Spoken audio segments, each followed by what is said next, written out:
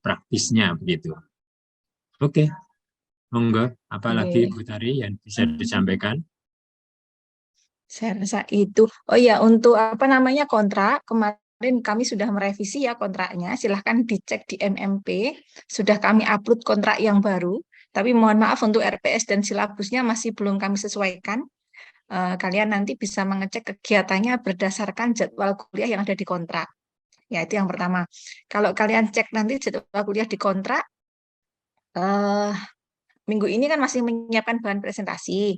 Terus minggu ketiga, 4, 5, dan 6, 7. Jadi 3 sampai dengan 7 itu kalian masih melaksanakan presentasi untuk 5 kelompok yang pertama. Nah, setelah presentasi 5 kelompok, mungkin saya share screen mawon nggih, Prof nggih, biar Monggo, nggak monggo. ngobras asik gitu nggih. Ya, Untuk yang kegiatan di minggu kedua dan minggu ketiga ya.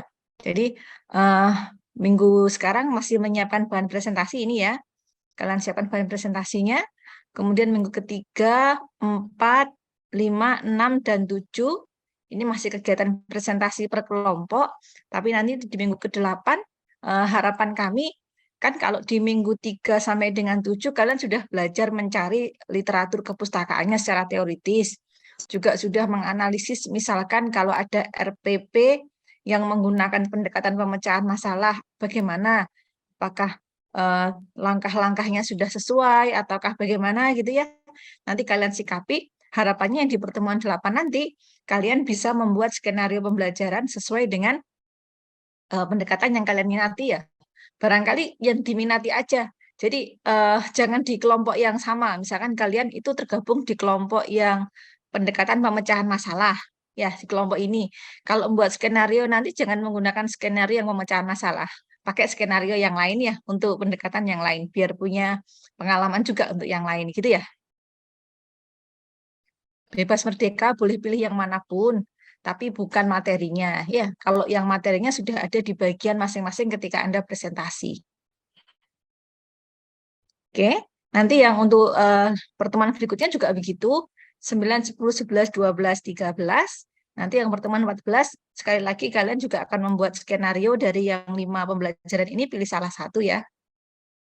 Begitu. Jadi harapannya dengan demikian, kalian punya pengalaman untuk mencari, kemudian membuat sendiri gitu ya, skenario ya, bukan RPP ya, nak ya. Kalau RPP mungkin masih belum ya, kalian belum punya, belum sampai sana ya kuliahnya.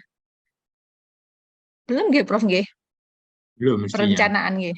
Atau mungkin baru Iya. sekarang ya. Mestinya Kapan Bu setelah ini. perencanaan, Nak? Belum ya, belum menerima. Oke, jadi ya skenario-nya aja lah gitu ya. Oke. Langkah-langkah pembelajarannya itu ya, maksudnya skenario itu ya. Oke, nanti yang minggu 15 16 ini proyek. Gitu. Ya, monggo silahkan. Ada pertanyaan kah? Kalau tidak ada pertanyaan, Prof. Nadi mungkin ada yang perlu ditambahkan, Prof. Nadi? Cukup, Bu? Cukup. Cukup ya. Ya. Mbak-mbak dan mas-mas, ada yang mau ditanyakan?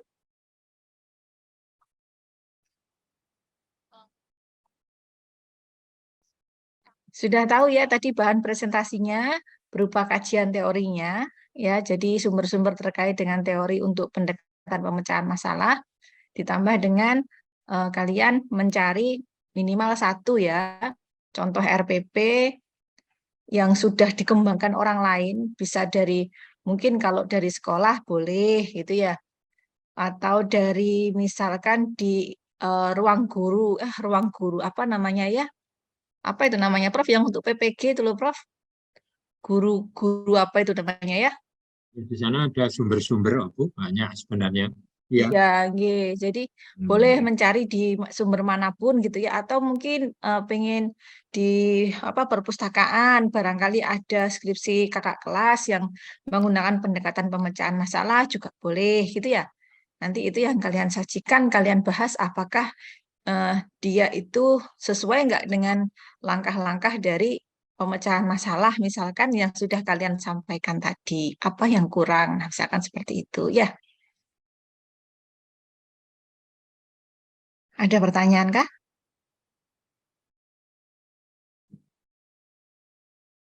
Sudah tidak ada sepertinya, Prof. Ya, sudah jelas. Ya, baik. Ditutup, Prof. Iya, monggo. Baik, kalau tidak ada pertanyaan, silahkan dilanjutkan aktivitasnya untuk menyiapkan bahan presentasi. Nanti akan kami buatkan rumah untuk pengumpulan bahan presentasinya ya. Jangan lupa dikumpulkan di MMP dan di-upload di WhatsApp ya materinya, biar teman-temannya bisa membaca materinya. Oke, itu saja. Terima kasih. Kalau tidak ada pertanyaan, matur nuwun Prof. Nardi. Oke, sama-sama. Oke, baik, saya akhiri dulu. Assalamualaikum warahmatullahi wabarakatuh. Waalaikumsalam. Waalaikumsalam warahmatullahi wabarakatuh. Terima kasih, Prof. Oke. Ya, selamat mengerjakan ya. Masalah. Pada tahap ini, masalah harus benar-benar dipahami. Contohnya yaitu mengetahui apa yang tidak diketahui, apa yang sudah diketahui, apakah kondisi yang ada cukup atau tidak cukup untuk menentukan yang tidak diketahui, adakah yang berlebihan atau yang bertentangan, menentukan suatu gambaran masalah, dan menggunakan notasi yang sesuai. Kemudian tahapan yang kedua yaitu membuat rencana pemecahan masalah.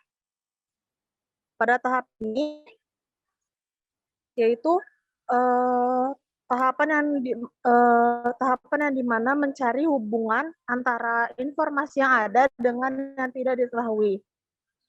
Dalam membuat rencana ini, seseorang dapat dibantu dengan memperhatikan masalah jika suatu hubungan tidak segera diperoleh suatu rencana dari pemecahan. Tahapan yang ketiga adalah melaksanakan rencana. Pada tahap ini, rencana dilaksanakan, kemudian periksa setiap langkah sehingga dapat diketahui bahwa setiap langkah itu benar dan dapat membuktikan setiap langkah benar.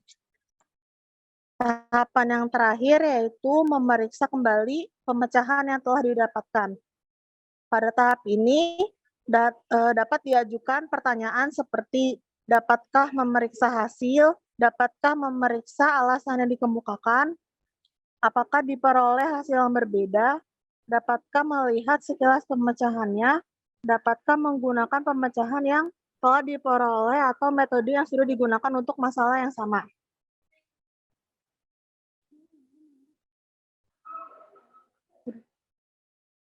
Selanjutnya, tahapan pemecahan masalah menurut Nickerson. Menurut Nickerson, pada tahun 1985, tahapan pendekatan pemecahan masalah yang ia uraikan dalam bukunya yang berjudul The Teaching of Thinking, terdapat 4 tahapan. Yang pertama, yaitu understand the problem. Pada tahap ini, yaitu tahap memahami suatu masalah. Yang kedua, devise a plan. Pada tahap ini diberikan suatu permasalahan untuk diselesaikan dengan memasukkan sebuah perumusan dan perencanaan strategi umum. Tahapan yang ketiga yaitu carry out the plan, yaitu dari perencanaan dan perumusan strategi yang dianggap penyelesaian di tahap sebelumnya. Pada tahap ini strategi tersebut mulai diterapkan. Tahapan yang terakhir yaitu look back, yaitu mengecek kembali hasil yang diperoleh. Sekian materi yang saya sampaikan. Materi selanjutnya akan disampaikan oleh rekan saya.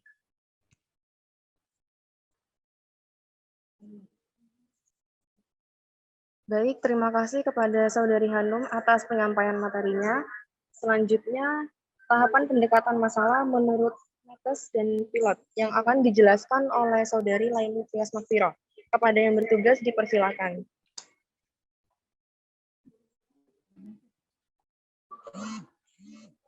Baik, untuk selanjutnya, yaitu tahapan pendekatan pemecahan masalah menurut Metes dan Pilot.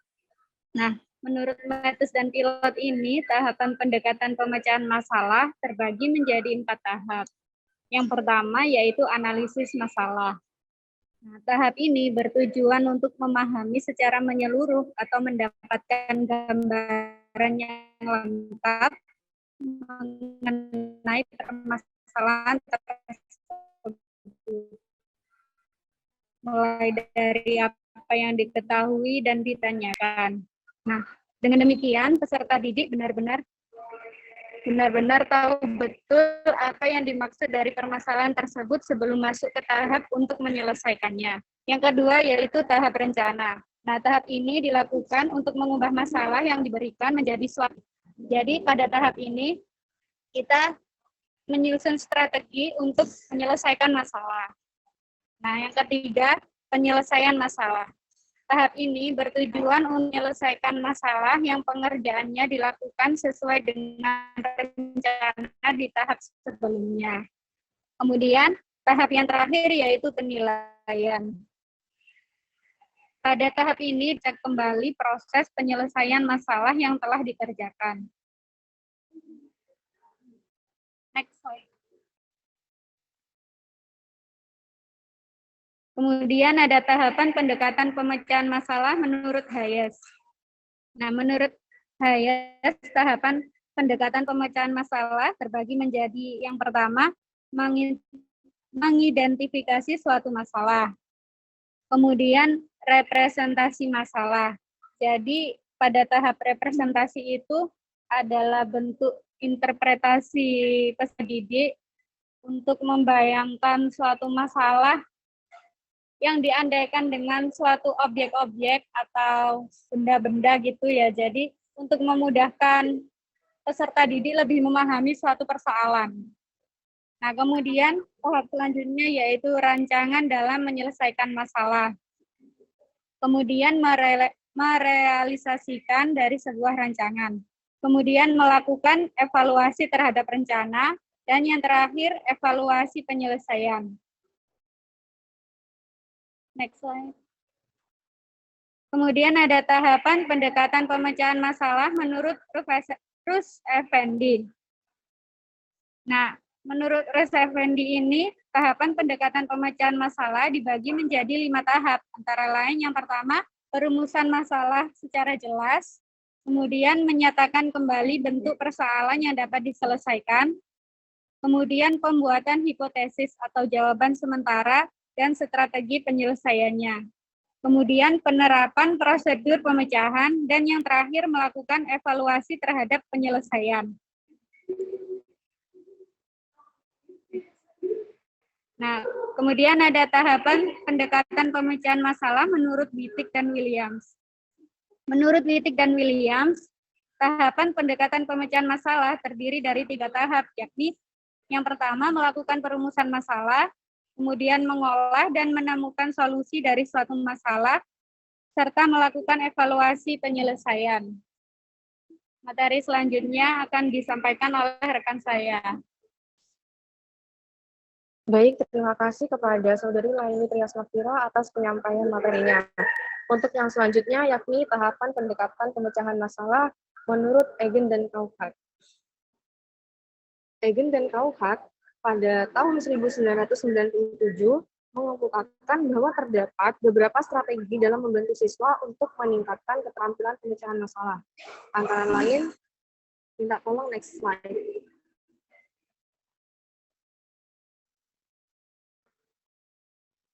Baik, terima kasih. Tahapan yang pertama, yakni menumbuhkan kebiasaan interaksi sosial.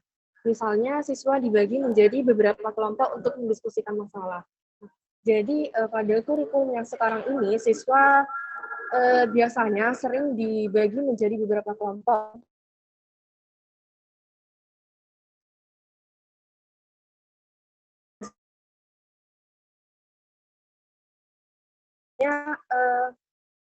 Tim di dalam kelas, di mana siswa itu sendiri nanti akan memikirkan permasalahannya dengan anggota timnya masing-masing. Kemudian yang kedua, yakni masalah disajikan dalam konteks yang bermakna. Ketika sebuah masalah disajikan dalam konteks yang bermakna, maka siswa akan lebih mudah dalam memahami permasalahannya, sehingga mereka bisa lebih mudah dalam menyelesaikan masalah. Konteks yang bermakna di sini maksudnya yakni guru atau dosen itu memberikan penjelasan terkait masalahnya. Nah, kemudian guru atau dosen tersebut nanti menuntun siswanya, sehingga siswa itu lebih paham, oh nanti ini arahnya ke sini, seperti itu. Nah, kemudian yang ketiga, yakni siswa diberi kesempatan untuk menemukan masalahnya sendiri. Nah, kan menemukan masalahnya sendiri ini gak mudah ya, perlu adanya bantuan dari seorang pendidik. Nah, maka dari itu, seperti yang saya katakan sebelumnya, perlu adanya penjelasan secara umum dulu dari pendidik sendiri, sehingga nanti siswa bisa mengembangkan sendiri bagaimana cara menyelesaikan masalah. Kemudian yang keempat, yakni memberikan bantuan kepada siswa yang pertama kali belajar memecahkan masalah. Hal ini dilakukan agar siswa itu tidak merasa kebingungan ketika pertama kali memecahkan masalah. Kemudian yang kelima, yakni siswa diberi arahan dalam menyelesaikan permasalahan secara umum. Langkah-langkah penyelesaian masalah secara umum ini yang bisa diterapkan ke siswa antara lain mengidentifikasi masalah, yang kemudian ada merepresentasi masalah, kemudian memilih strategi untuk menyelesaikan permasalahan, kemudian ada bagaimana cara menyelesaikan strategi itu, dan kemudian dievaluasi kinerja. Pada evaluasi kinerja ini nanti siswa itu disuruh untuk mengevaluasi apa saja kelebihan dan kekurangan dari strategi yang dilakukan oleh siswa itu sendiri. Baik, untuk yang selanjutnya yakni tahap pendekatan pemecahan masalah menurut John Dewey. Next slide. Baik, terima kasih. Sama seperti Egan dan Kaukat, John Dewey mengemukakan tahap pendekatan pemecahan masalah ini menjadi 5 bagian. Yang pertama yakni tahap mengidentifikasi masalah atau confront problem. Pada tahap identifikasi masalah ini, siswa diharapkan mampu memahami permasalahan yang ada pada soal. Kemudian, siswa tersebut mampu menuliskan hal-hal yang diketahui serta ditanyakan dengan menggunakan bahasa mereka sendiri. Kemudian yang kedua adalah tahap mendefinisikan masalah atau diagnose or define problem. Yakni siswa mendefinisikan masalah dengan menggunakan gambar, atau bisa juga data tersebut disajikan dalam bentuk diagram, tabel, dan gambar. Nah, di sini maksudnya saya beri contoh, misalkan ada soal modus yang terdapat pada pelajaran matematika. Kan biasanya di dalam soal modus itu ada beberapa bilangan yang sama. Misalkan ada 44 itu sebanyak 3, 45 sebanyak 2, 49 1, dan sebagainya. Nah, nanti dari bilangan-bilangan itu akan dibuat tabel. Jadi, oh yang 49 itu ada 3, misalnya seperti itu. Jadi modusnya kan yang paling banyak, berarti modusnya yang 49. Kemudian yang ketiga yakni tahap cara menemukan solusi atau inventory several solution, yakni dapat memprediksi semua rumus yang sesuai, kemudian menghitungnya, dan hasil akhir perhitungan ditulis dengan sistematis dan benar. Jadi pada tahap ini siswa itu setelah identifikasi masalah dan mendefinisikan masalah, siswa itu bisa memikirkan, oh rumus ini sesuai dengan soal yang ini. Kemudian siswa itu menghitungnya berdasarkan rumus tersebut. Nah, selepas itu nanti hasil akhirnya ditulis dengan cara benar dan juga urut. Kemudian tahap yang keempat yakni tahap pengujian beberapa ide atau conjecture consequence of solution. Di sini siswa mencoba solusi yang berbeda dari solusi yang telah ditemukan sebelumnya. Jadi kan permasalahan matematika ini tidak hanya bisa diselesaikan dengan satu cara. Jadi siswa itu dibimbing dan dibantu oleh pendidik untuk menemukan solusi atau hasil akhir yang berbeda dari hasil akhir sebelumnya yang ditemukan oleh siswa itu sendiri. Jadi siswa di sini juga mempunyai pikiran yang kreatif dan dilatih untuk mencoba banyak solusi, tidak hanya satu saja. Kemudian yang terakhir yakni tahap membuat prediksi terbaik atau test consequence. Nah, setelah 4 tahap di atas itu dilakukan oleh siswa, lalu sama seperti teori di Egan dan Kaukat sebelumnya, yakni siswa menganalisis kelebihan dan kekurangan dari solusi-solusi yang mereka temukan. Semisal dari solusi pertama, itu siswa lebih paham dan solusi yang pertama itu lebih gampang dipahami oleh siswa, dan solusi yang kedua meskipun lebih gampang, cuman cara yang ditemukan itu lebih sulit dan siswa agak kebingungan. Jadi siswa lebih paham yang teori, yang solusi pertama. Next slide. Baik, untuk yang selanjutnya yakni karakteristik. Seperti yang dijelaskan oleh rekan saya tadi, Hanum, bahwa pemecahan masalah dalam pembelajaran bertujuan agar siswa menemukan dan mendemonstrasikan keterampilan berpikir, dimulai dari memahami masalah, kemudian merencanakan pemecahan masalahnya, lalu melaksanakan rencana pemecahan, hingga melihat kembali pelaksanaan pemecahan masalah, apakah sudah benar, sudah urut, atau masih belum. Nah, dengan demikian, siswa itu akan terlatih untuk mengembangkan kemampuan berpikirnya. Nah, perlu diingat juga bahwa di sini guru harus tetap berpedoman pada strategi dan langkah-langkah pemecahan masalah yang ada. Tentunya hal ini berbeda dengan pemecahan masalah tradisional yang mungkin saya rasakan waktu SD itu, di mana gurunya itu hanya menjelaskan dan caranya itu hanya satu gitu, tidak berkembang, tidak solusi. Misalnya ada soal, kan yang kurikulum yang sekarang itu siswa dituntut untuk menyelesaikan dengan beberapa solusi yang ada, lebih dari satu. Tapi kalau yang waktu SD itu cuma hanya satu saja, seperti itu. Nah, adapun cara yang dapat pendidik lakukan dalam menyelesaikan masalah matematika ini antara lain, yang pertama harus adanya interaksi, baik itu interaksi antar siswa maupun interaksi antar siswa dengan guru. Nah, dengan adanya interaksi ini, maka komunikasi itu akan terjalin. Dan ketika siswa ini mengalami kesulitan dalam mengerjakan soal, maka kan siswa bisa bertanya kepada gurunya gitu. Kemudian yang kedua ini, adanya dialog matematis antara siswa dan guru, yang kemudian tercipta kesepakatan antara siswa dan guru. Dialog matematis ini saya contohkan seperti yang analisis vektor yang saya pelajari hari Selasa kemarin. Nah, contohnya itu kan kalau cara penulisan vektor itu ada banyak, seperti misalnya nulis A kecil, kemudian ada tanda panah di atas. Ada juga yang huruf kecil itu ditebali. Nah, berdasarkan kesepakatan kelas, itu didapat bahwa untuk penulisan vektor itu menggunakan huruf kecil yang kemudian ada tanda panah di atasnya. Contohnya seperti itu untuk yang kedua. Nah, yang ketiga ini, guru berupaya memberikan informasi yang cukup tentang masalah yang akan dibahas. Nah, jadi di sini guru itu membimbing seperti informasi yang cukup tentang masalah yang dibahas. Oh, dari permasalahan ini kita diharuskan menyelesaikan yang seperti ini gitu, misalkan diketahuinya ini, ditanya ini. Jadi nanti siswa sendiri itu akan menganalisis, mengklasifikasikan, kemudian menemukan solusi penyelesaian.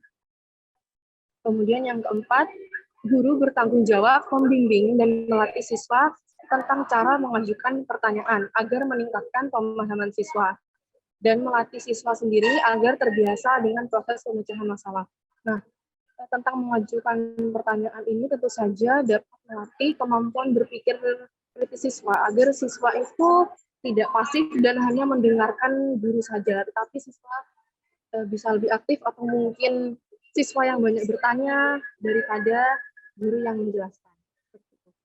Kemudian yang kelima, yakni guru dapat menempatkan dirinya dan mengetahui kapan harus membantu siswa dan kapan harus membiarkan siswa belajar memecahkan masalah mereka sendiri. Jadi di sini guru tidak hanya membiarkan siswa menyelesaikan masalah mereka sendiri, tapi juga tahu kapan beliau harus membantu siswa ketika siswa itu mengalami kesulitan dalam memecahkan masalahnya. Kemudian yang terakhir, yakni pendekatan pemecahan masalah dapat menjadikan siswa lebih aktif dalam membentuk kesimpulan terkait aturan dan konsep dari suatu proses utama dalam matematika. Jadi tadi kan ada identifikasi masalah, kemudian memilih strategi, cara implementasi strategi. Nah, dari situ kan siswa jadi paham, oh ini soalnya seperti itu, atau permasalahan ini hasil akhirnya seperti ini. Jadi kan siswa itu lebih paham sendiri kesimpulannya itu seperti apa.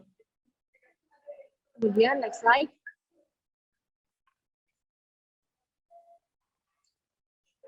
Baik, untuk tahapan pendekatan masalah ini ada kelebihan dan kekurangannya ya.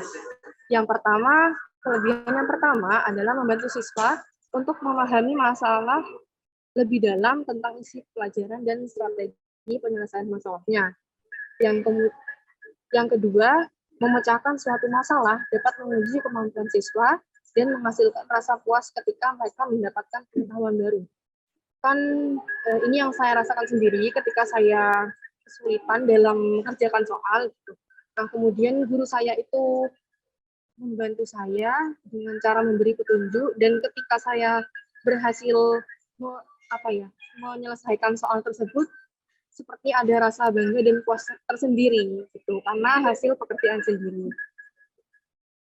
Kemudian yang ketiga, yakni dapat meningkatkan kemampuan berpikir kreatif dan kritis siswa, seperti yang saya jelaskan sebelumnya. Dan yang terakhir adalah membantu siswa dalam melakukan transfer pengetahuan untuk memahami persoalan kehidupan nyata. Untuk kekurangannya adalah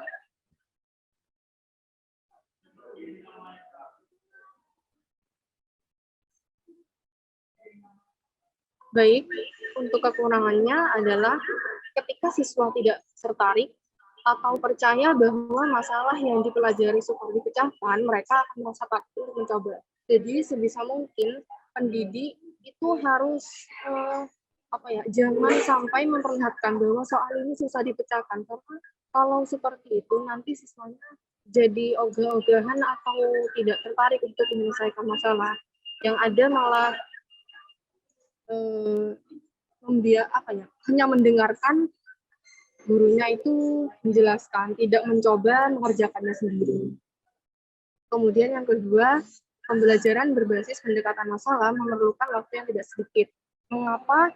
Karena proses mengidentifikasi masalah ini membutuhkan waktu yang cukup lama, bergantung pada kemampuan berpikir masing-masing siswa. Kan ada yang cepat menangkap apa yang dijelaskan oleh pendidik, kemudian ada juga yang perlu dijelaskan berkali-kali baru paham seperti itu, sehingga waktu yang dibutuhkan tidak sedikit. Kemudian membutuhkan kemampuan berpikir tinggi. Dan yang terakhir adalah pembelajaran berbasis pendekatan masalah. Tidak cocok, maksud saya kurang cocok digunakan pada jenjang taman kanak-kanak dan awal sekolah dasar. Sekian pemaparan materi dari saya. Selanjutnya materi yang selanjutnya akan dijelaskan oleh Saudari Nuraini. Kepada Saudari Nuraini, dipersilakan. Terima kasih kepada moderator yang telah mempersilakan saya. Baiklah, saya akan melanjutkan contoh soal yang berdasarkan pendekatan pemecahan masalah. Pertama adalah understand the problems, yaitu memahami permasalahan yang ada pada soal. Yang kedua adalah execute the plan, atau melaksanakan rencana penyelesaian dengan ketentuan yang ada pada soal. Yang ketiga adalah planning the solution, membuat perancangan penyelesaian suatu model matematika. Dan yang terakhir adalah check back, atau pengecekan kembali setelah dilakukannya rencana guna menghindari kekeliruan.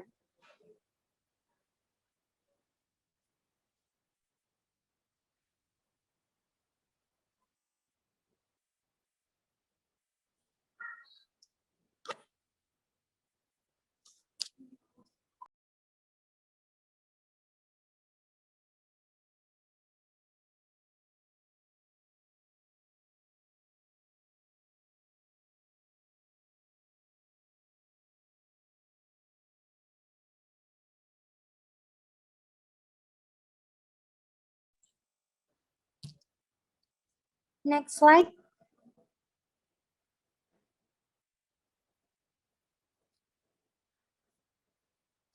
Baik, dalam contoh soal yang kami paparkan terdapat dua contoh soal. Yang pertama adalah di sini kami sajikan terdapat beberapa angka 2,7406 dan 8. Cari bilangan yang disajikan oleh setiap huruf A, B, C, D, E, dan F di bawah ini dengan ketentuan.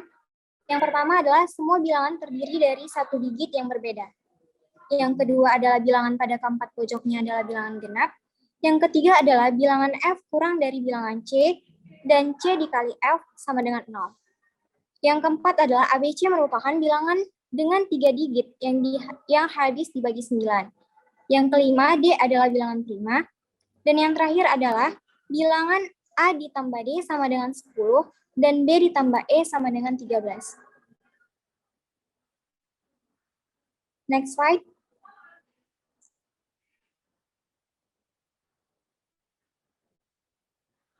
Baik, penyelesaian soal pendekatan masalah. Yang pertama adalah understand the problems, yaitu memahami masalah. Seperti yang kita tahu bahwa memahami masalah itu intinya adalah kita mengetahui apa yang diketahui, apa yang ditanyakan, dan apa ketentuan yang ada pada soal. Maka di sini kami paparkan bahwa hal yang diketahui adalah beberapa angka 2, 7, 4, 0, 6, dan 8. Yang ditanya adalah cari bilangan yang disajikan oleh setiap huruf A, B, C, D, E, dan F. Dengan ketentuan pada soal, yang pertama semua bilangan terdiri dari satu digit yang berbeda. Yang kedua, bilangan pada keempat pojoknya adalah bilangan genap. Yang ketiga, bilangan F kurang dari bilangan C, dan C dikali F sama dengan 0. Yang keempat, D adalah bilangan prima. Yang kelima, bilangan A ditambah D sama dengan 10, dan B ditambah E sama dengan 13. Dan yang keenam adalah A, B, C merupakan bilangan dengan 3 digit yang habis dibagi 9.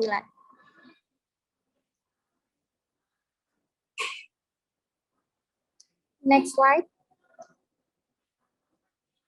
Yang kedua adalah planning the solution atau membuat perencanaan penyelesaian, yaitu bentuk perencanaan dapat berupa model matematika dengan menempatkan angka dalam 6 kotak, seperti gambar yang kami sajikan. Dengan memperhatikan ketentuan, maka semua bilangan harus terdiri dari satu digit yang berbeda, yang keempat pojoknya adalah bilangan genap, sehingga F dikurang C dan C dikali F sama dengan 0. Pada kotak D adalah bilangan prima, sehingga A ditambah D sama dengan 0, dan B ditambah E sama dengan 13. Dan pada ABC merupakan bilangan dengan 3 digit yang habis dibagi dengan 9.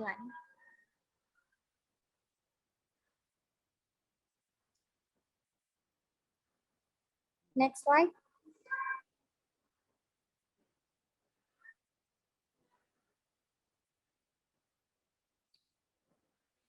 Yang ketiga adalah execute the plan atau melaksanakan rencana, yaitu pelaksanaan rencana dapat kita lakukan dengan cara mencoba-coba, seperti melakukan perencanaan penyelesaian dengan ketentuan-ketentuan yang ada. Semua bilangan terdiri dari satu digit yang berbeda, yang keempat pojoknya adalah bilangan genap. Maka ketika keempat pojoknya bilangan genap, kotak A, C, D, dan F, maka dapat ditarik kesimpulan bahwa pada angka yang berada pada kotak tersebut adalah angka 0, 2, 4, 6, atau 8. Kita coba menggunakan urutan angka terbesar untuk urutan pada kotak A, C, D, dan F. Maka pada kotak yang kami paparkan di sampingnya itu bahwa kotak A menempati angka 8, kotak C menempati angka 6, kotak D angka 4, dan kotak F angka 2. Next slide.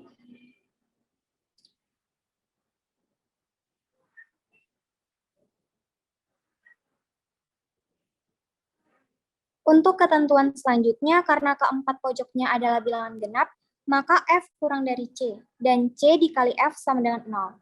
Rencana awal kita yaitu menempatkan angka genap pada keempat pojok kotak secara berurutan dari nilai terbesar, yaitu 8, 6, 4, dan 2. Tidak dapat kita lanjutkan karena F dikurang C. Namun ketika C dikali F itu tidak sama dengan 0. Atau 2 kurang dari 6, namun 6 dikali 2 itu tidak sama dengan 0.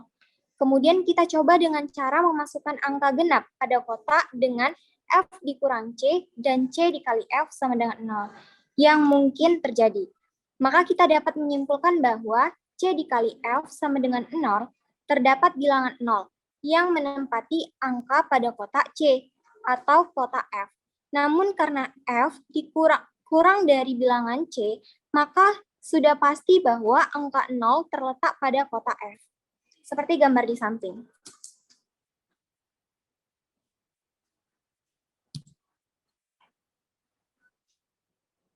Baik, selanjutnya kita lihat melalui ketentuan-ketentuan yang ada.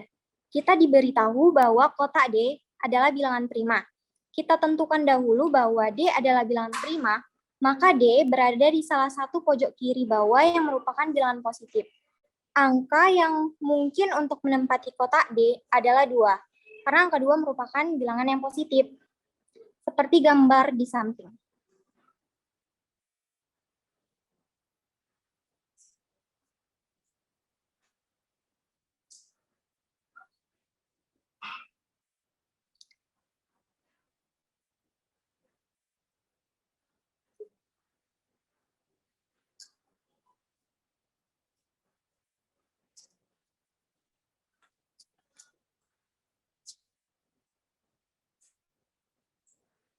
Next slide.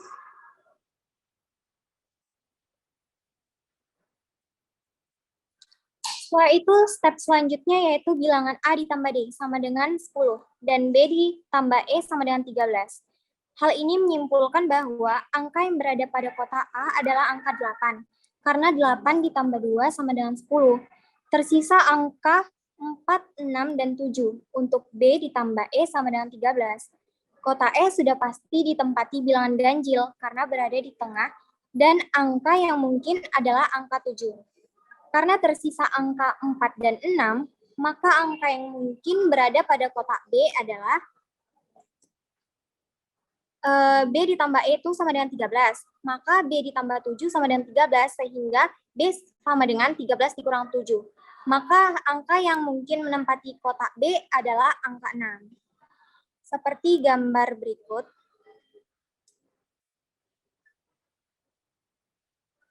Next slide.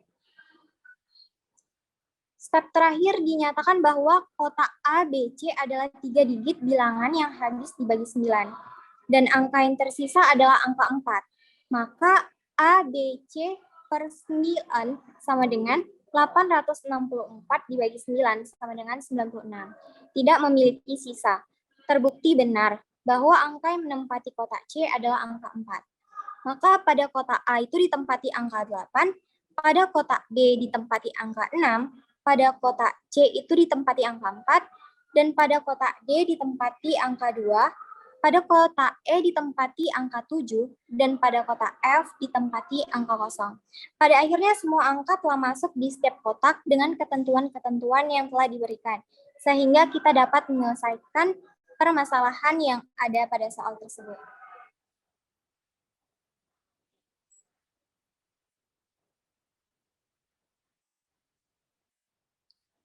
Next slide.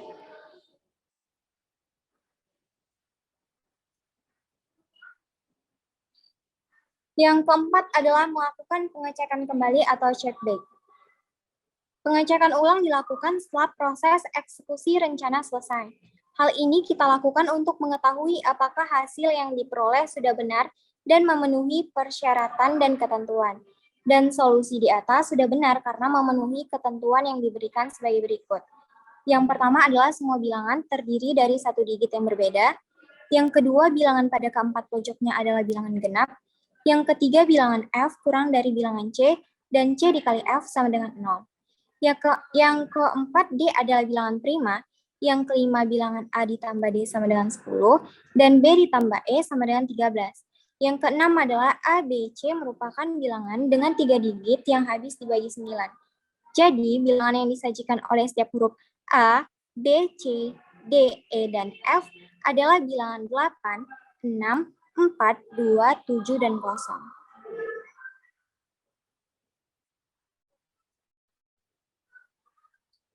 Next slide. Baik, contoh soal yang kedua dari pendekatan masalah.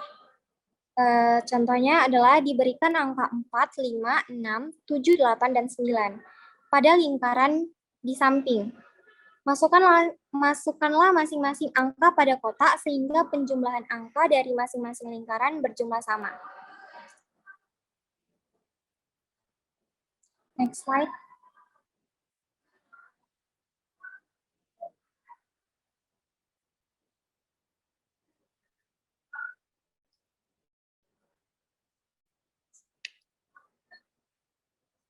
Penyelesaian soal, pendekatan masalah. Yang pertama adalah understand the problem, seperti yang kita lakukan pada contoh soal yang pertama, yaitu memahami masalah. Yang diketahui pada soal adalah diberikan angka 4, 5, 6, 7, 8, dan 9. Yang ditanyakan adalah menyusun bilangan tersebut sehingga bilangan yang terletak pada setiap lingkaran berjumlah sama. Ketentuan pada soal, masing-masing lingkaran harus memiliki jumlah angka yang sama.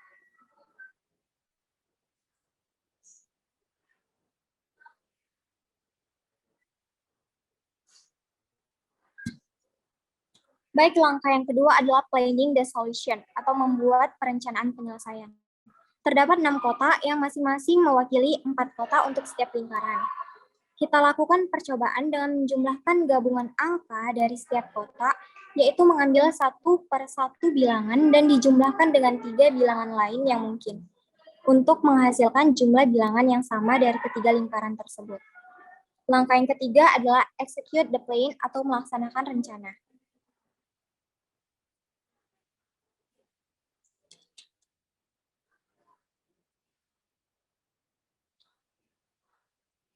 Yaitu dengan berbagai percobaan yang telah dilakukan, maka kita dapatkanlah masing-masing bilangan pada lingkaran sebagai berikut. Maaf, moderator, coba slide yang sebelumnya.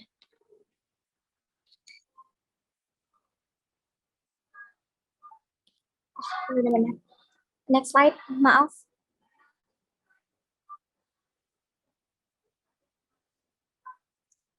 Baik, saya ulang kembali.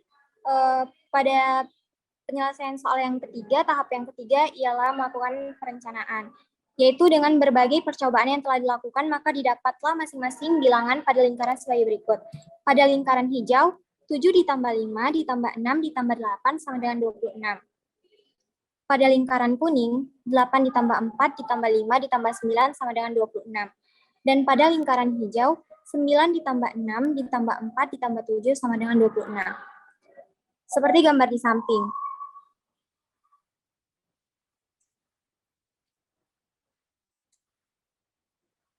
Next slide.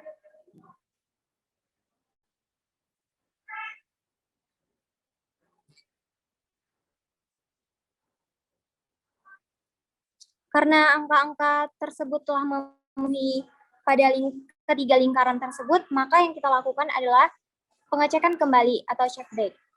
Periksalah bahwa masing-masing lingkaran memiliki jumlah bilangan yang sama, sehingga pada lingkaran hijau, pada lingkaran kuning, sama dengan pada lingkaran biru juga, yaitu 26 pada lingkaran hijau, 26 pada lingkaran kuning, dan 26 pada lingkaran biru.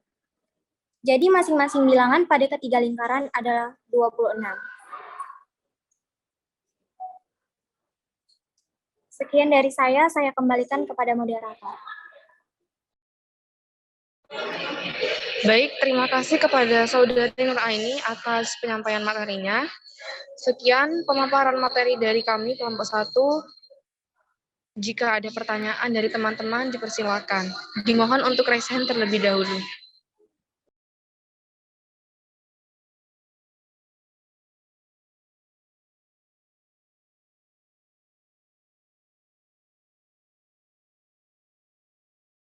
Ya, silakan diskusinya.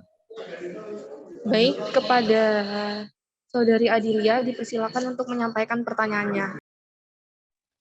Baik, terima kasih moderator. Tadi kan dijelaskan beberapa tahapan-tahapan berdasarkan beberapa tokoh. Kalau tidak salah 8 tokoh ya. Nah, itu dari ke-8 tokoh kira-kira yang paling cocok untuk kondisi sekarang di era 5.0 itu yang mana? Dan kalau menurut pemateri itu dari tokoh A, bisa tolong beserta alasannya. Terima kasih.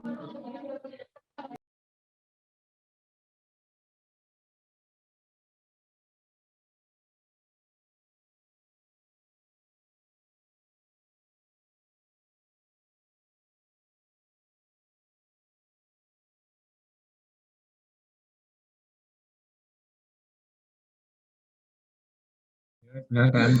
Lain. Baik, terima kasih Adelia atas pertanyaannya.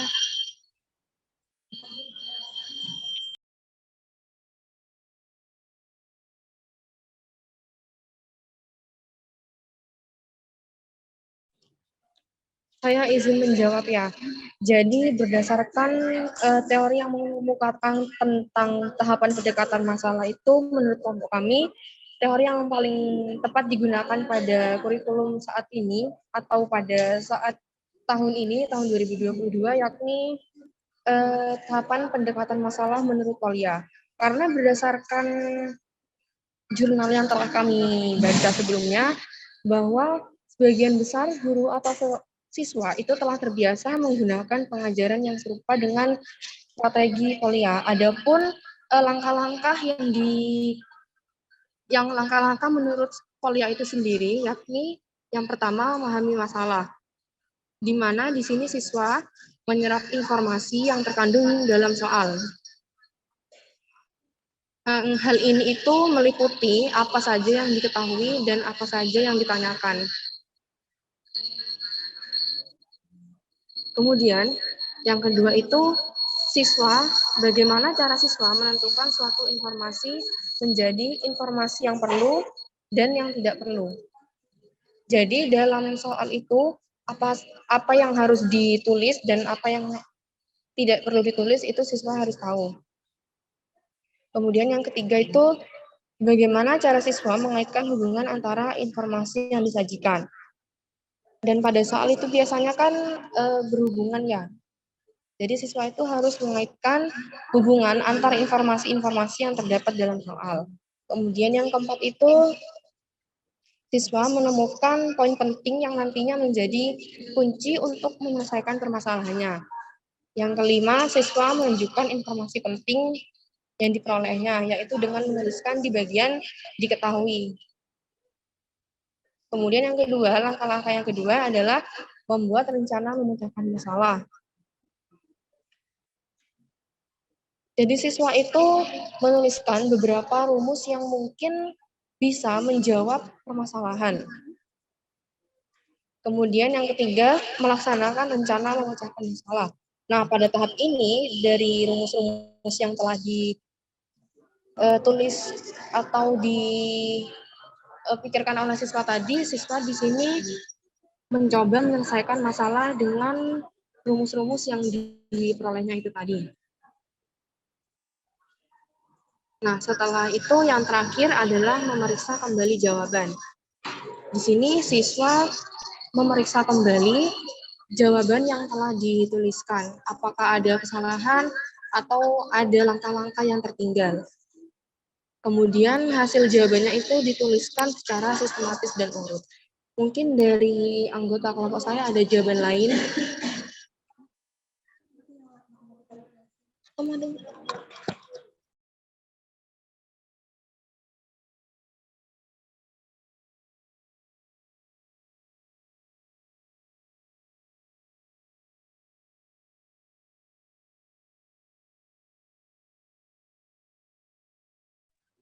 Baik, sepertinya tidak ada jawaban lain dari anggota kelompok saya.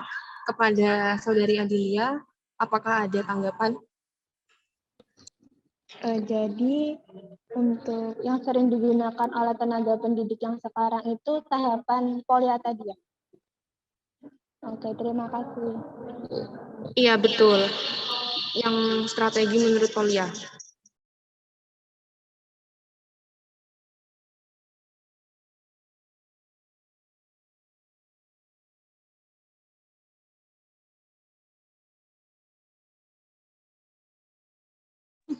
Baik, untuk yang selanjutnya kepada Saudari Eka Yudi, dipersilakan untuk menyampaikan pertanyaannya.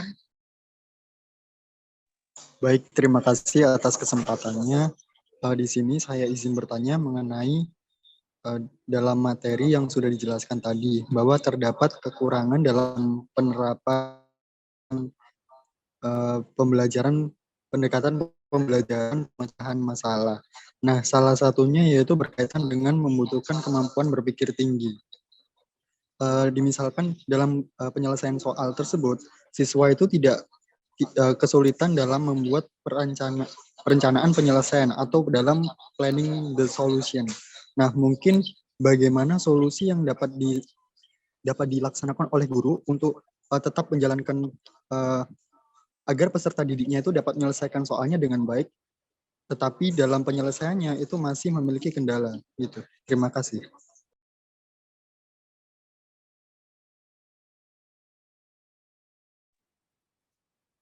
Baik, terima kasih Saudari Yudi atas pertanyaannya. Mungkin bisa dituliskan di kolom chat ya. Baik, untuk yang pertanyaan selanjutnya kepada Saudari Gilang Prayogo, dipersilakan untuk menyampaikan pertanyaannya. Oke, terima kasih. Pertanyaan saya adalah apa yang terjadi jika salah satu tahap pendekatan masalah tadi itu tidak terpenuhi. Ya, misalkan saya mempunyai masalah 1 lebih dari 0, tolong dibuktikan. Dari siswa, pasti yang pertama kali mengidentifikasi masalah. Oh, ini sudah masalah. Masuk ke tahap 2, rencana. Nah, ini macet. Apa solusinya? Kalau sudah macet gitu. Terima kasih.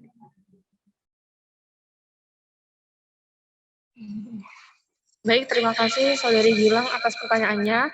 Mungkin bisa dituliskan di kolom komentar ya.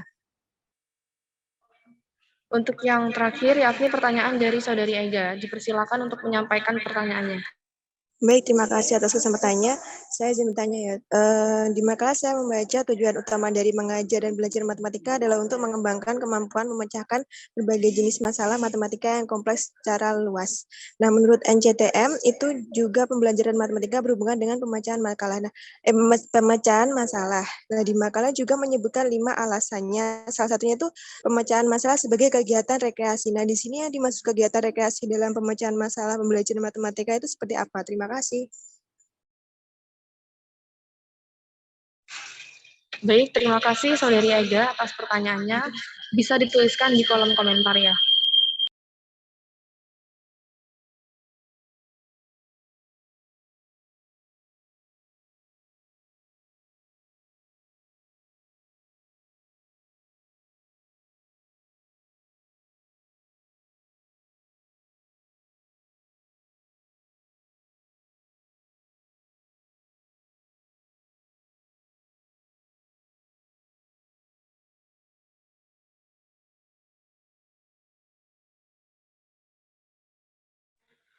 Baik, izin menjawab pertanyaan dari Saudari Ega. Dalam makalah kan disebutkan matematika rekreasi. Matematika rekreasi di sini adalah istilah untuk memberi arti permainan ke matematika gitu. Jadi bisa berupa permainan seperti teka-teki atau kuis matematika yang diberikan ke peserta didik agar mereka juga tidak terlalu stres gitu. Jadi bisa dikasih permainan-permainan dalam pembelajarannya. Terus matematika rekreasi ini juga dapat digunakan untuk mengasah logika dalam kesenangan tapi tetap serius gitu. Terus mengetahui indahnya matematika dalam hidup. Kemudian yang ketiga melacak kebenaran hasil matematika dan kebetulannya. Terus yang terakhir, rekreasi matematika ini juga dapat melatih ketelitian para peserta didik. Jadi bagaimana Ega?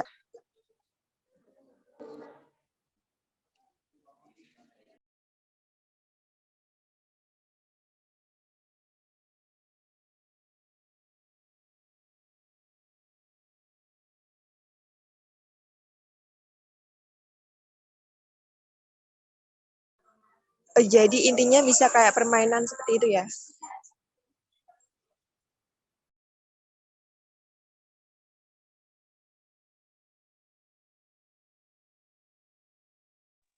Iya.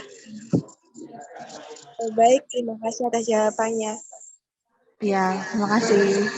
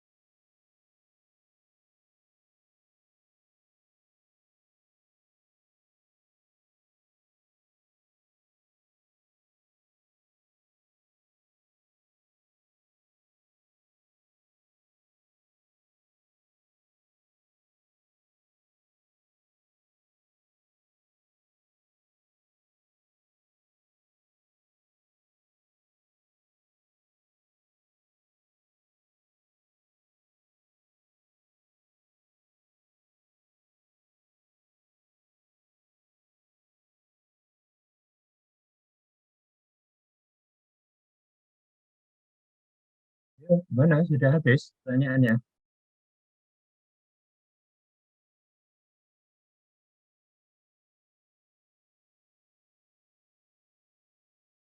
Ada Bagaimana? pertanyaan?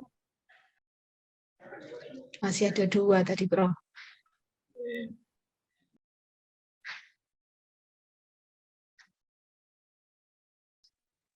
Mungkin Bapak masih ada 2 pertanyaan lagi yang belum terjawab. Ya.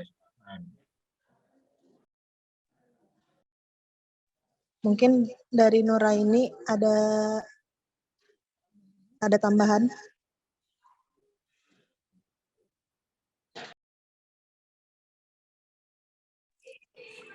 Baik, terima kasih untuk jawaban Saudari Ega tadi agar lebih jelas bahwa kita tahu kan tadi kan yang ditanya kegiatan rekreasi dalam pemecahan masalah pembelajaran. Di sini saya ingin menambahkan sedikit bahwa dalam pemecahan pada kegiatan rekreasi pembelajaran matematika itu kita itu bukan hanya berpatok pada teorema matematika aja, namun juga terdapat kreativitas di dalamnya sehingga lebih menyenangkan dan menarik minat kita untuk mengerjakan soal itu gitu. Seperti yang tadi kita paparkan pada contoh soal dalam pemecahan masalah pembelajaran matematika yang menghasilkan suatu bentuk model baru matematika. Seperti pada contoh soal kedua, tadi kan terdapat 3 lingkaran yang dapat disusun dengan bilangan-bilangan yang diberikan pada soal. Baru apa yang menarik dengan 3 lingkaran tersebut? Yang menarik adalah apabila kita memasukkan bilangan-bilangan seperti 4, 5, 6, 7, 8, dan 9 pada setiap kotak yang berbeda, pada setiap lingkaran dapat menghasilkan penjumlahan yang sama untuk setiap lingkaran, baik lingkaran hijau, biru, atau kuning. Jadi inilah bentuk dari pemecahan masalah pembelajaran matematika rekreasi, yaitu menghasilkan suatu kreativitas pemecahan masalah matematika. Terima kasih.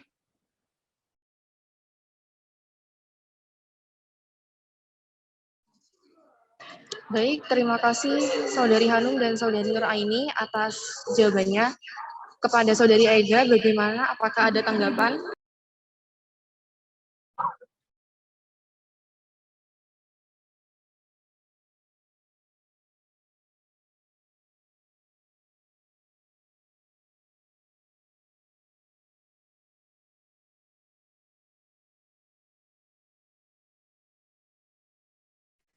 Tidak, terima kasih dari kelompok penyaji sudah lengkap. Terima kasih. Baik, terima kasih kembali.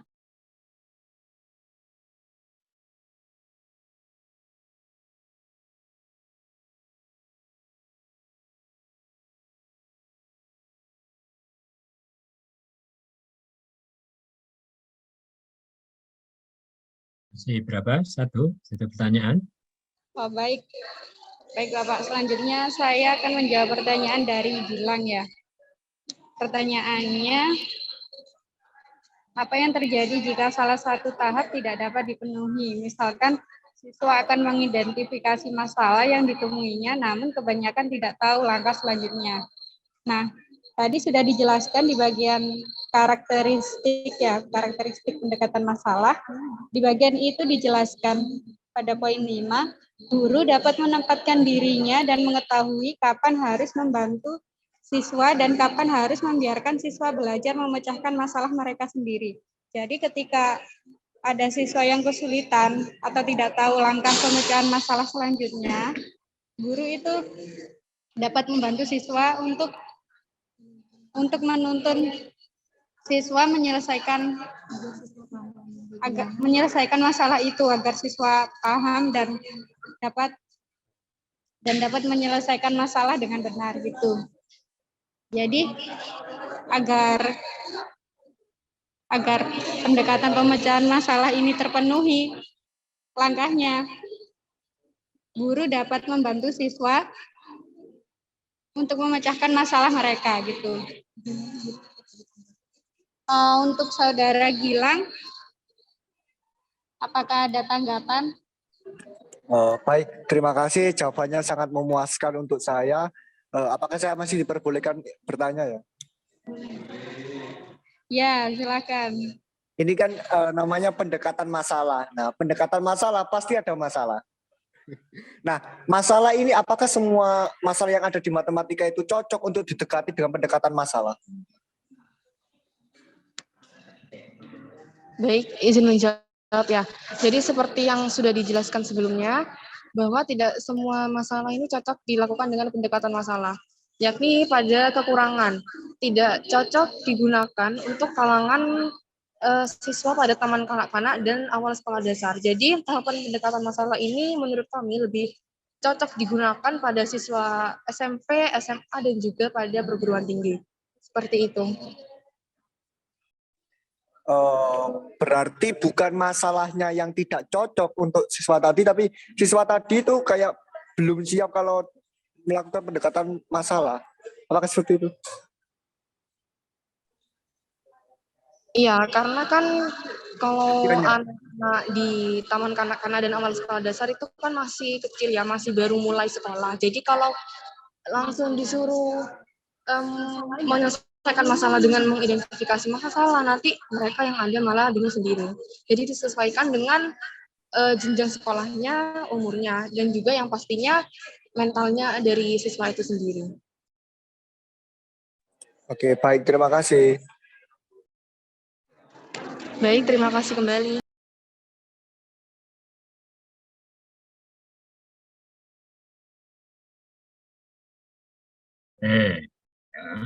Sudah habis pertanyaannya.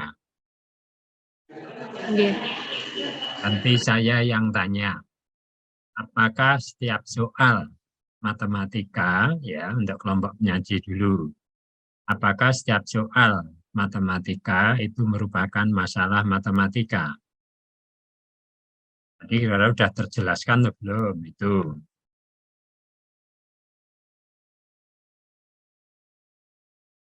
Saya ulangi, apakah setiap soal matematika itu merupakan masalah matematika?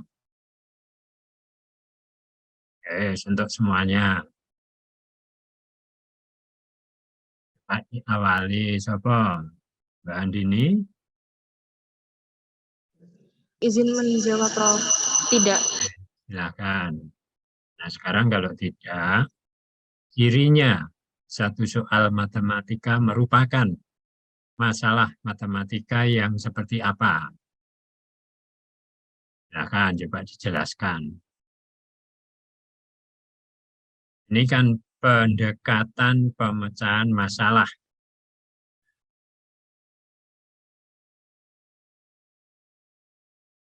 Jadi suatu soal matematika merupakan masalah matematika kalau seperti apa?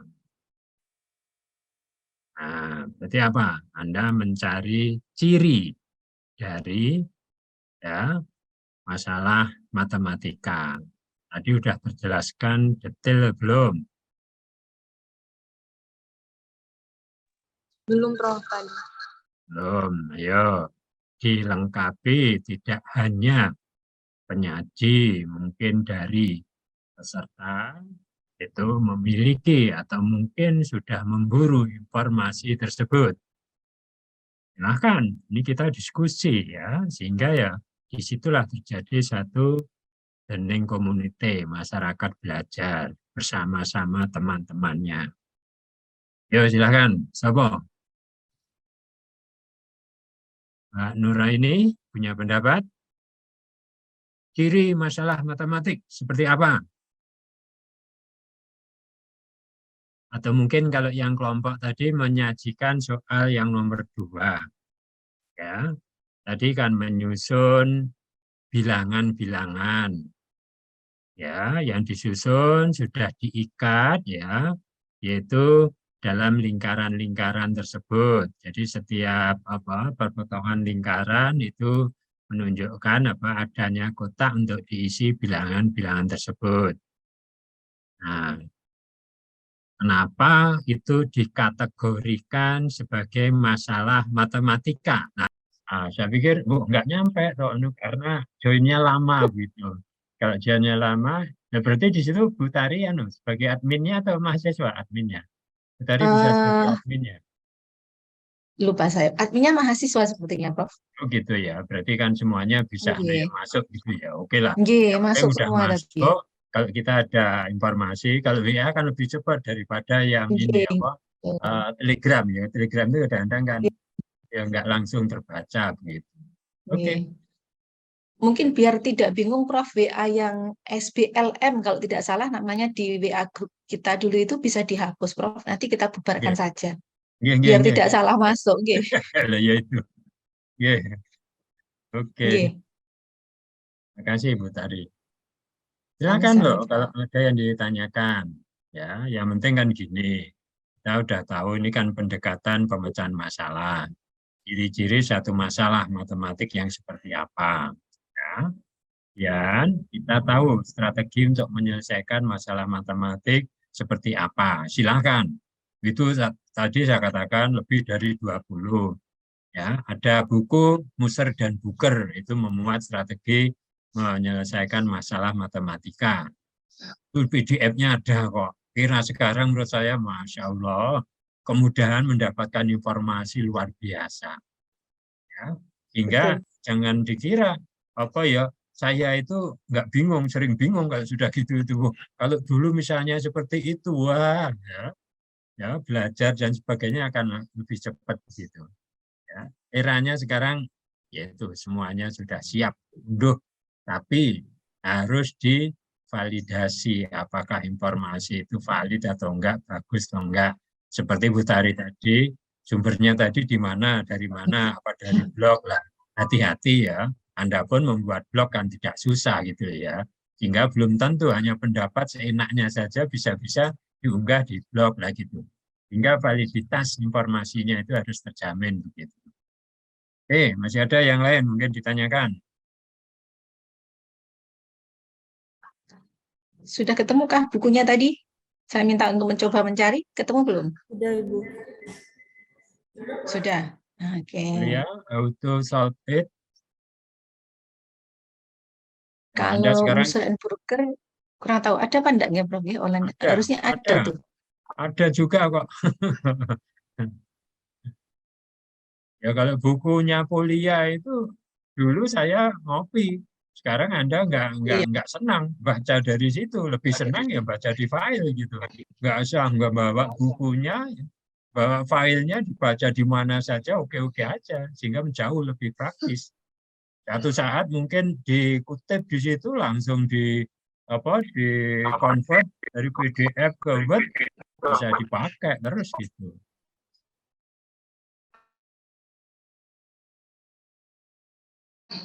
Masih ada?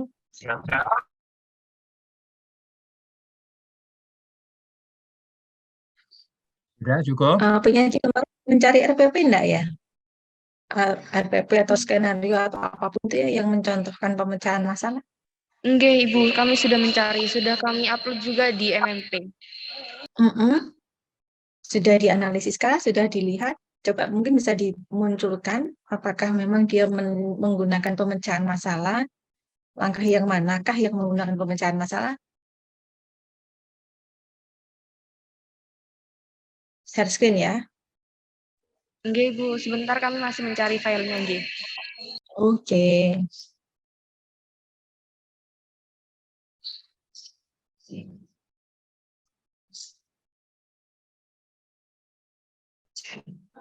Izin share screen ya, Ibu.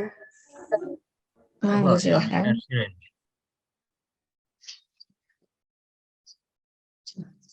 Pemecahan masalah, Mbak, geser ke atas. Indikatornya menyelesaikan masalah sehari-hari dalam menyelesaikan masalah yang berkaitan dengan turunan fungsi aljabar. Oke. Coba lihat ke langkah model atau metodenya. Metodenya apa tadi? Saintifik pemecahan. Ada pemecahan masalahnya ya. Geser. Coba dilihat di kegiatannya.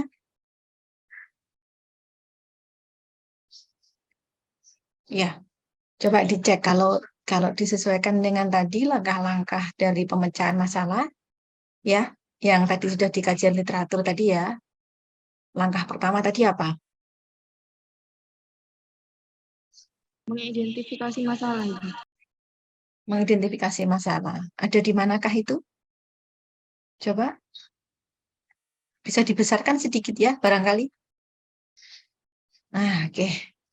Gede dah. Di manakah mengidentifikasi masalah?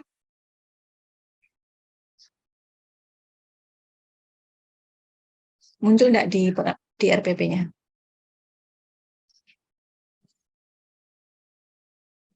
Mungkin peserta juga boleh ikut membantu ya. Yang fase 2, Ibu. Problem statement yang mengamati. Problem statement. Yang manakah? Coba cek. Problem statement-nya itu langkahnya adalah memberikan informasi terkait pemecahan masalah. Memberikan informasi terkait pemecahan masalah yang berkaitan dengan definisi dan sifat dari turunan. Apakah seperti itu yang dimaksud dengan tadi langkah merumuskan masalah tadi? Nah, ini pendekatannya kan saintifik ya, Mbak. Ya. Oke, betul.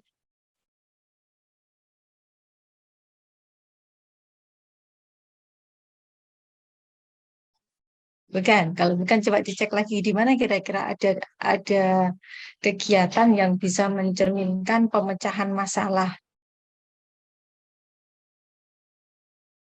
Kalau di kegiatan tidak muncul, mungkin di yang lainnya lagi barangkali ada. Ini hanya RPP ya? Perangkat yang lain tidak ada? Iya, Bu. Tidak ada. Tidak ada. Tidak ada. Ini cocok nanti kalau yang pendekatannya saintifik. Iya. Mohon maaf, Prof, bagaimana? Ya, RPP ini akan cocok kalau pendekatannya saintifik. Ya, toh? Kemudian Iya. yang kolom pertama itu apa? Sebenarnya kan model pembelajarannya apa itu? Fase 1 apa itu? Nah, coba ditarik ke tagnya yang atasnya. Ke atas. Nah, modelnya apa? Nah, itu. Model pembelajarannya apa? Discovery learning. Ya, toh? Pendekatannya saintifik, modelnya discovery learning itu. Ya, sebenarnya metode pembelajaran ngomongnya kan pemecahan masalah, tapi di situnya kan belum tajam. Belum muncul nggih metodenya pemecahan masalahnya nggih. Nah, itu yang masuk discovery learning, yang sintaknya 1 sampai Iya. 6 tersebut.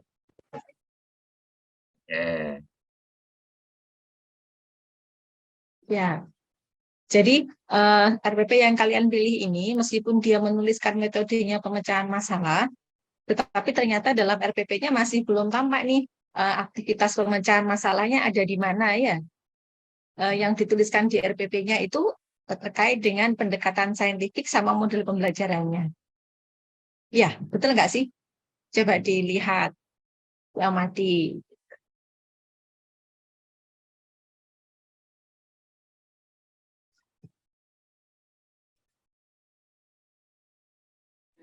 Enggak, Ibu, yang ini pendekatan saintifik ternyata. Betul. Karena pemecahan masalahnya ya digunakan sebagai metode ya, Prof. Jadinya nyempil kecil gitu aja ya. Ya. Oke, nanti mungkin untuk bahan revisi yang laporannya silahkan coba dicari RPP yang judulnya menggunakan pendekatan pemecahan masalah itu ya. Ya. Oke. Jadi revisi kalian meliputi apa saja? 1 tadi apa? Menambahkan definisi.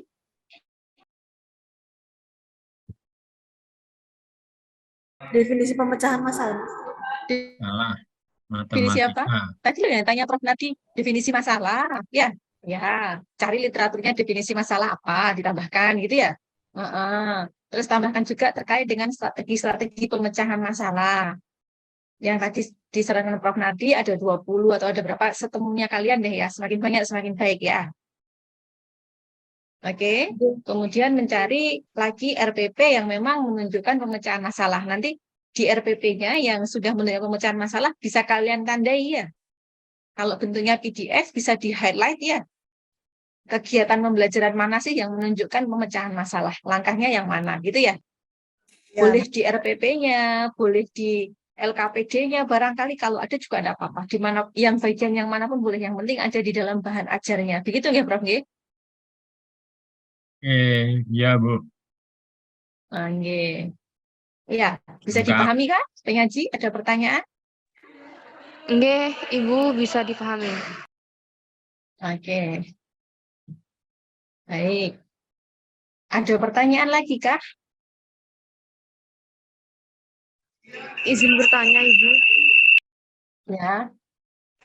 Untuk minggu depan ini pembelajarannya secara daring atau luring, nggih? Ya. Ya. Karena ada mahasiswa yang dari luar UNED ya. Sementara di sini juga fasilitasnya masih belum menunjang. Nah, internetnya nggak stabil. Nah, ternyata yang dari luar UNED tidak bisa mendengar percakapan kalian. Nah, kalau kalian nanti presentasi, tetap juga tidak bisa mendengar, nggak efektif ya. Jadi kemarin, insya Allah saya dan Prof. Nadi menyepakati bahwa pembelajaran untuk perkuliahan SBM ini dilaksanakan daring. Begitu ya, Prof? Ya. Jadi mulai sekarang seterusnya daring ya. Karena memang harus ada melayani yang dari luar. Nah, kalau luring kan di hibrid jadinya nggak optimum begitu.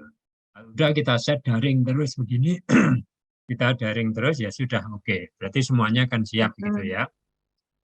Oke.